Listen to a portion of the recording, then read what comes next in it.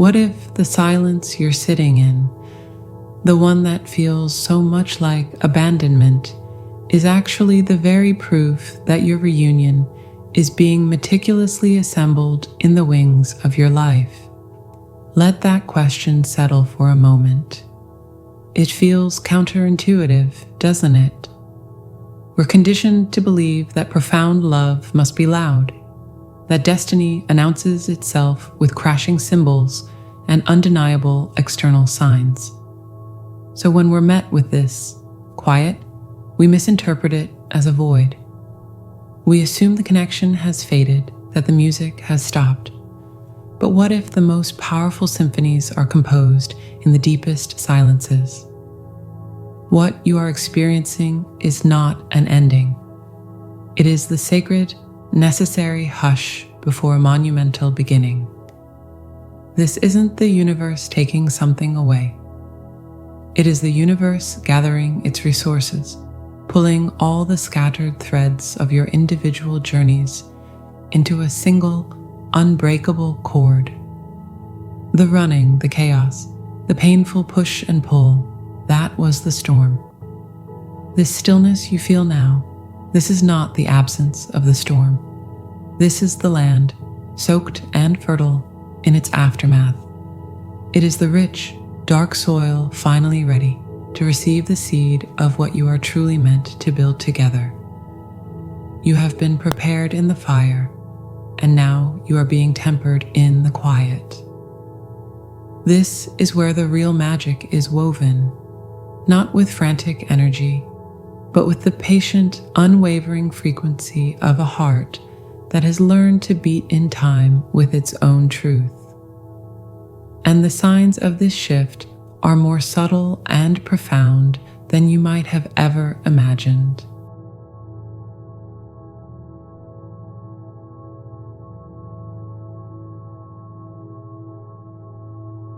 You know the sound, don't you? That low, constant hum in the background of your being. The soundtrack of your longing. It's the mental replay of every conversation. The frantic decoding of every text message. The imaginary future scenarios you play out in your mind like a director desperate for a hit film. For so long, this has been your reality. It's exhausting, honestly. It's like being the manager, producer, and lead actor in a dramatic play that never, ever has an intermission. But then, something shifts. It's not a loud event. There's no trumpet fanfare from the heavens, no lightning bolt. In fact, it's the absence of something that becomes so profound, it's almost shocking.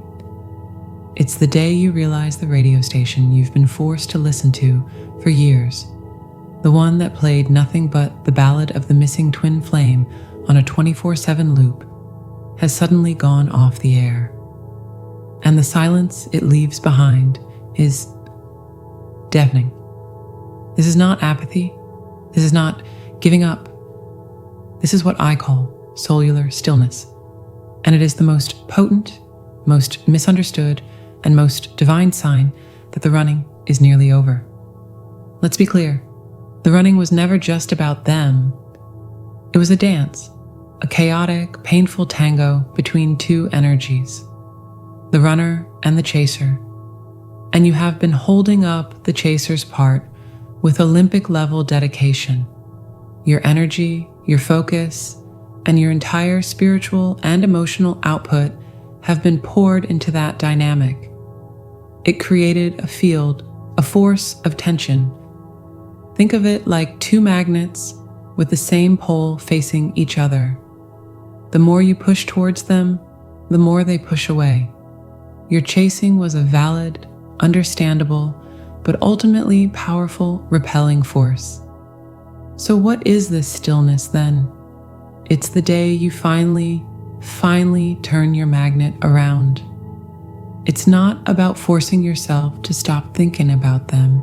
That's a battle you'll always lose. The mind is a rebellious teenager.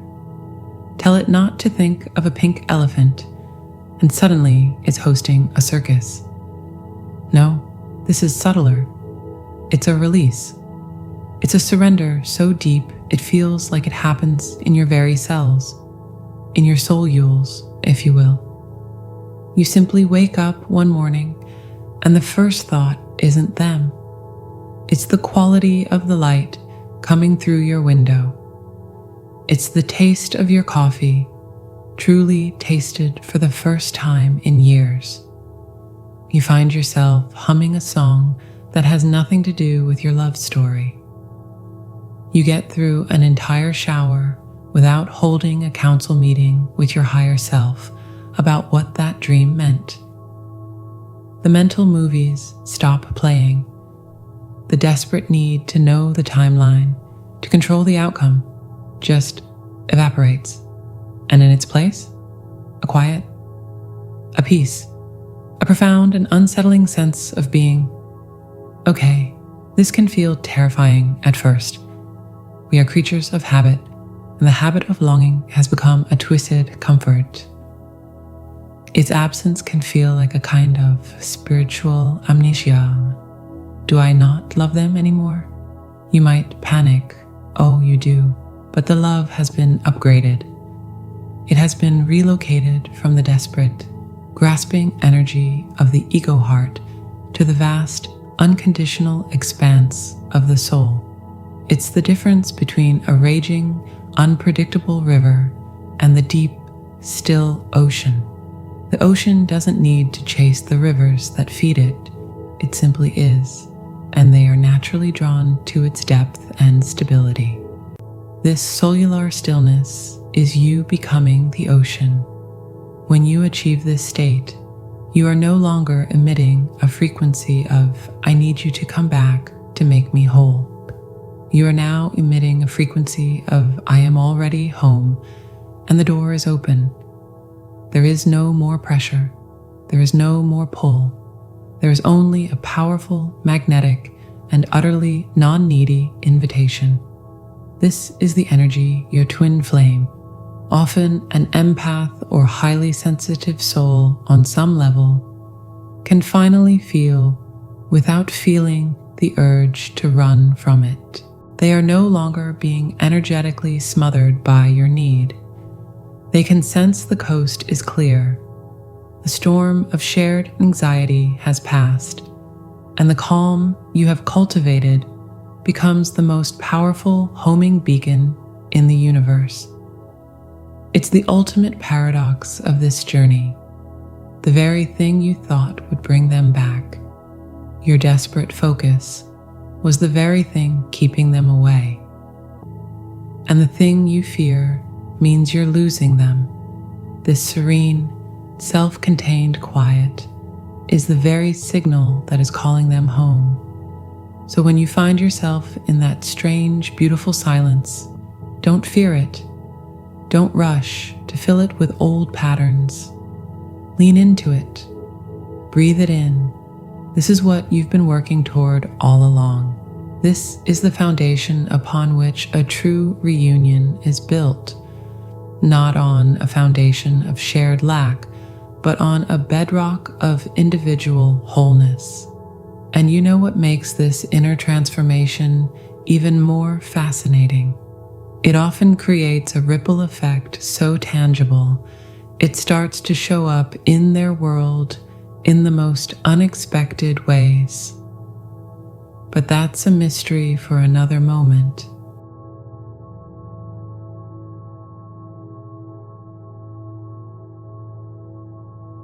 Let's talk about the thing we rarely want to talk about, the spiritual concept we often gloss over with a sage nod, but secretly hope we can bypass with a few more angel card readings.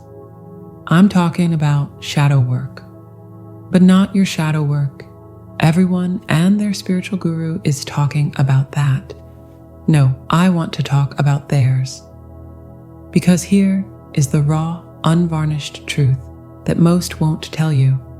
Your twin flame isn't running from you. Let that land for a moment. They are running from the monster they see, reflected in your eyes.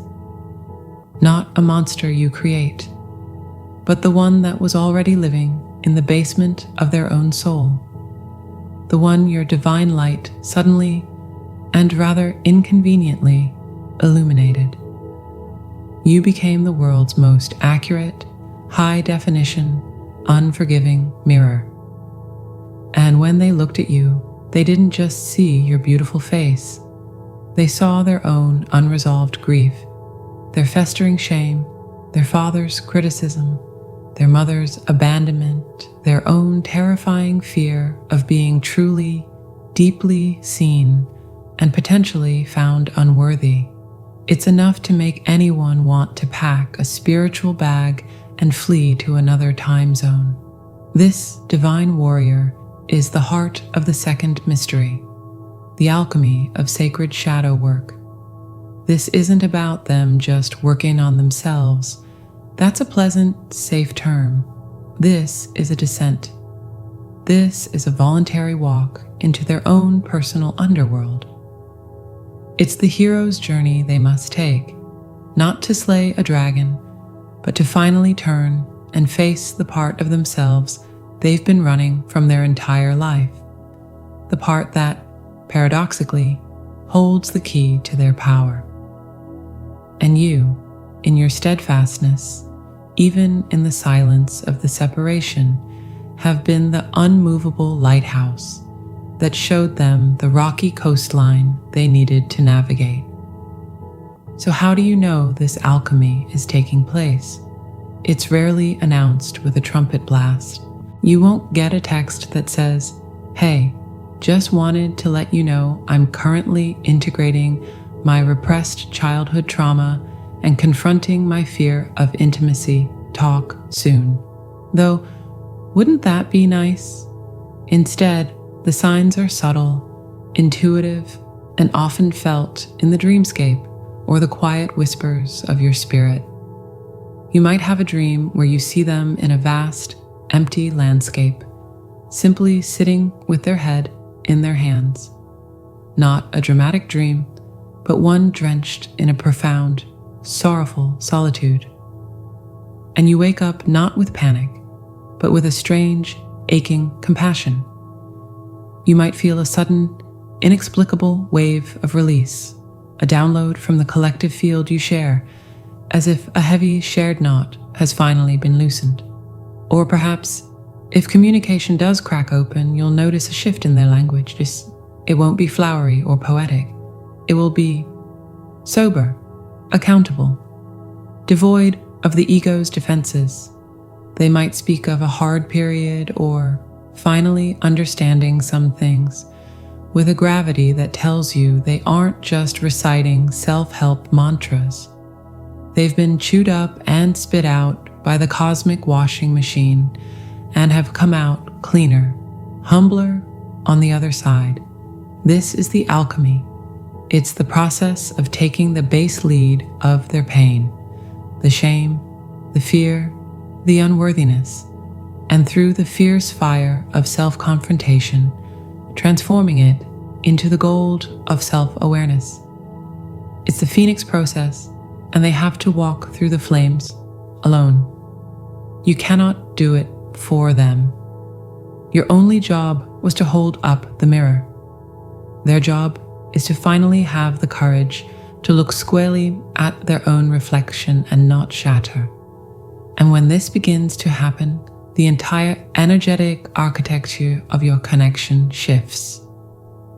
The run was always a frantic, external manifestation of an internal flight. Once they stop running within, the external running becomes obsolete, pointless. It loses its fuel. Why flee from a mirror that now only reflects back their own newfound, hard-won strength? They stop being a fugitive from their own soul and start becoming the custodian of it. And a custodian, grounded and whole, can finally build a sanctuary with another. They are no longer a leaking vessel, desperate for you to fill them, but a wellspring themselves, ready to meet you in the sacred space of mutual overflow. This is the promise, the hopeful, attainable reality. The path isn't about waiting for them to get it together. It's about the magnificent, silent, and often invisible symphony of two souls doing the parallel work of reclaiming their fragments, so that when they finally turn towards each other, they are not two halves making a whole, but two sovereign empires forging an alliance. The reunion, then, is not a frantic collision, but a conscious, deliberate, and breathtaking homecoming. And the most beautiful part? This inner alchemy creates a signature so bright it begins to manifest in the physical world in the most unexpected and quite literally supportive ways. But that's a conversation about the universe's final nod of approval.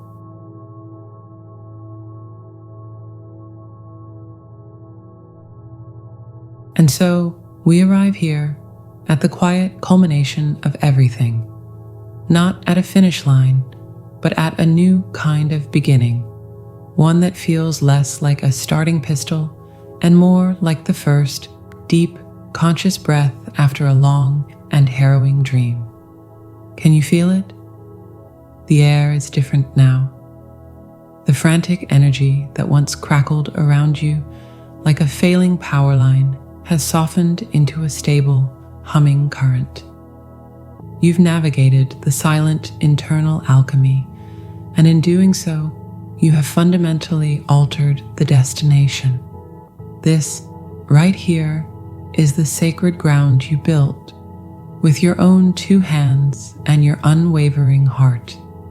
You thought you were just healing yourself, didn't you? Simply putting one foot in front of the other on a path of personal survival. But you were never just building a sanctuary for one. You were, with every act of self-love, every moment of surrender, every tear shed in the name of your own worth, laying the foundation for a cathedral, stone by solitary stone. And a cathedral, by its very nature, is designed to hold a profound and shared reverence. It has space for two souls to kneel, not in desperation, but in awe. Think of it not as a reunion. That word feels too small now, too worn. Think of it as a symphony of arrival. For so long, you have been learning to play your own instrument to perfection, finding your unique tone, mastering the rhythm of your own soul. You've sat in the silence, practicing your part until you could play it in your sleep. And in a distant room, unbeknownst to you, your twin flame has been doing the same.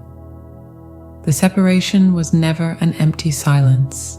It was the necessary space for two virtuosos to practice alone, so they could one day come together and create a harmony so complex and beautiful, it could only be composed by destiny itself.